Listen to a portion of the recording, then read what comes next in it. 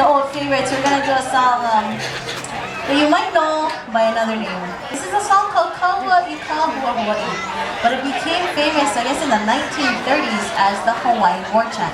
You guys know that song, right? You guys know the Hawaiian War Chant. Everybody knows the Hawaiian War Chant.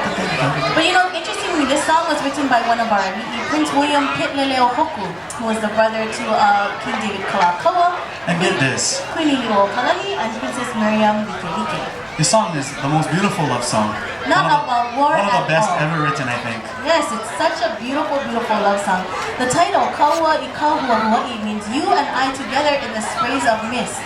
Now tell me, why would you be having war? All's fair in love and in war. the mist, yeah? No? This is a beautiful, beautiful love song, and we're gonna do all 4 of the original verses, more in the style that I think Leleohoku intended it as a love song. We hope you guys enjoy our rendition of what you might know as the Hawaiian War Chant.